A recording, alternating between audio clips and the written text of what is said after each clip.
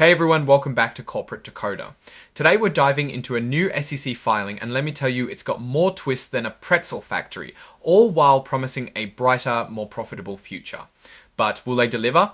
Let's find out. This report reveals whether BioCryst's made money and what they plan to do to make even more, including clinical trials and global expansion. Plus, there's a potential legal battle brewing that could threaten one of their key products.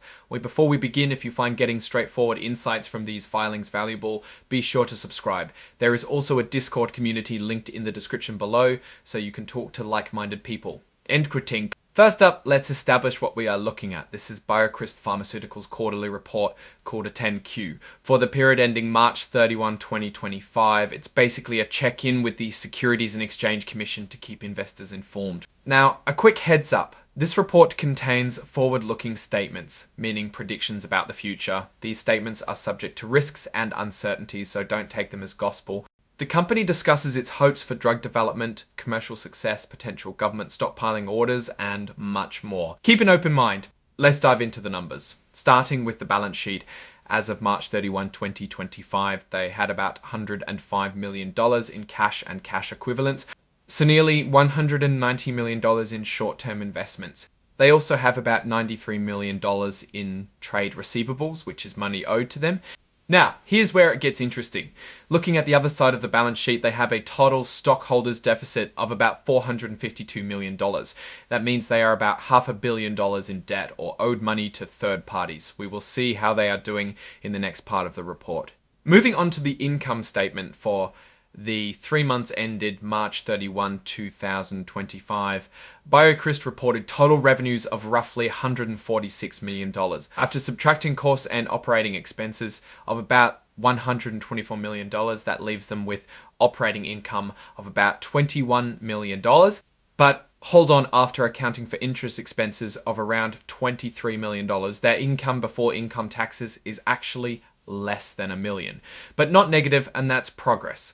Ultimately, this translated to a net income per share of just about $0. The income per share may be rounded down, but you can see how close it is to being a money-making machine. A big improvement from the 0.17 loss per share in the same quarter last year. Turning to the cash flow statement, BioCryst used about $27.5 million in operating activities during the first 3 months of 2025. However, their investing activities actually provided them with cash, about $27 million. And their financing activities also contributed to this a small amount, providing about $500,000. Ultimately, all of this resulted in just a small $558,000 increase in their cash and cash equivalents. Zooming out, their cash and cash equivalents at the end of the period came in at about $106 million, so they aren't hurting by any measure. Now let's talk about revenue recognition, which is how BioCryst records its income. A big chunk of their revenue comes from ORLADEYO. They recognize revenue when the customer obtains control of the product. Sales are recorded at the net selling price, factoring in potential deductions like rebates and returns. This stuff is super important because incorrect forecasts on rebates and returns can mess up their numbers. It's also worth noting that a significant chunk of their revenue comes from just one specialty pharmacy in the United States, so there's significant risk there. Let's discuss BioCryst's debt situation.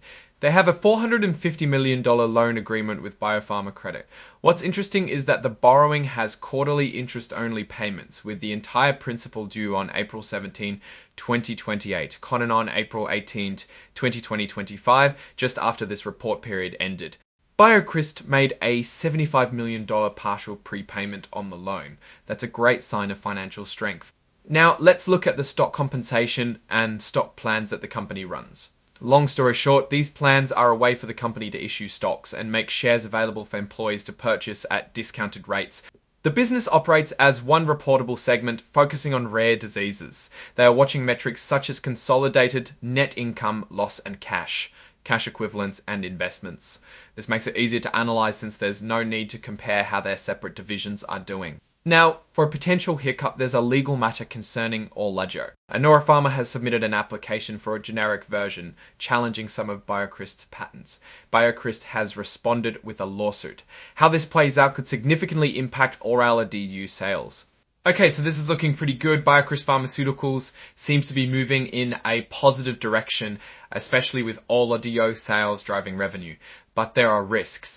They are reducing operating expenses, but their high debt and reliance on a single specialty pharmacy are things to watch. The legal challenge to their patents could shake things up, but they are in a good position to defend them. Overall, the company looks well on its way to long-term sustainability and profitability. If any of this changes in the future, I'll keep you updated. Alright, that's our breakdown of BioCryst's latest filing. What's your take on these numbers and what they signal for the company's future? Drop your thoughts in the comments. If this analysis was valuable, hitting that like button really helps, and subscribe for more deep dives. Don't forget to check out the Discord in the description.